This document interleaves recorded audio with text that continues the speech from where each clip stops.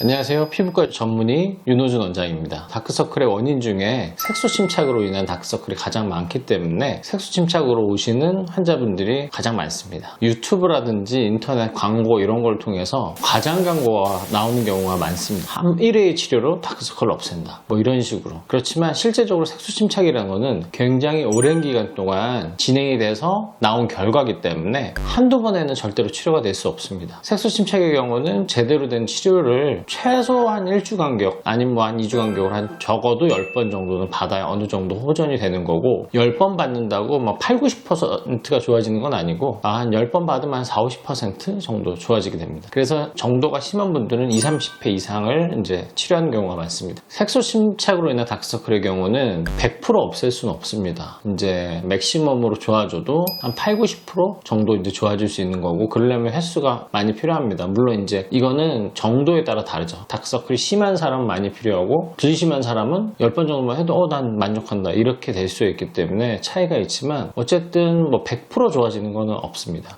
흔히 이제 다크서클로 왔다 이렇게 하는데, 사실 이 원인에 대해서 환자분들이 잘 모르는 경우가 많습니다. 당연한 거죠. 그건 전문가가 아니니까. 그렇지만 색소 침착으로 인한 다크서클이 가장 많고, 그 다음에 눈밑 지방 때문에도 다크서클로 보일 수도 있고, 또는 꺼진 눈물고랑 눈밑이 쾌하게 꺼져 있는 경우도 그림자가 지면서 다크서클로 보일 수 있고, 혈관이 늘어난 경우도 이제 다크서클로 보일 수 있고, 피부가 얇아서 아래 근육층이 미쳐서 약간 붉어 보이는 형태의 다크서클도 있습니다. 원인에 따라서 치료가 다 다르기 때문에 복합적인 양상, 뭐 예를 들면 색소 침착이나 눈밑 지방이 같이 있는 그러한 다크서클이 대부분입니다. 크게는 모양하고 색깔을 따로 이제 치료를 해야 되는 거고, 눈밑 지방이 있는 경우에 침착이 동반된 경우라면 눈밑 지방 재배치만 한다고 색소 침착이 개선되지는 않습니다. 따로 치료를 해야 됩니다. 그러니까 지방 이식의 경우에는 눈밑이 꺼진 눈물고랑이 있는 유형의 다크서클에 도움이 되는 것이고, 색소 침착이 있는데 지방 이식을 한다고 색소 침착이 개선되는 것은 아닙니다. 그래서 원인에 맞는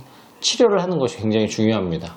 다크서클 전문병원이 아니고 이제 제대로 치료를 못 받는 경우에 다크서클이 안 좋아지거나 아니면 치료를 잘못 받아서 더 진해지는 경우가 있는데, 치료를 받아서 안 좋아지는 경우라면 그냥 일반적인 다크서클 치료와 경과는 비슷하다고 보시면 되는 거고, 그렇지만 악화된 상태로 왔을 때는 치료가 더 오래 걸리게 됩니다. 다크서클은 일단 원인 파악이 중요합니다. 그래야 치료를 제대로 할 수가 있는 거고, 따라서 원인 파악을 정확하게 하고 치료를 제대로 받을 수 있는 병원을 찾아가서 상담을 받고 제대로 치료받는 것이 중요합니다. 물론 금액적인 부분 신경 안 쓸 수는 없지만, 그래도 잘못된 치료로 돈을 날리는 것보다는 제대로 치료를 받는 게 결국에는 더 도움이 됩니다.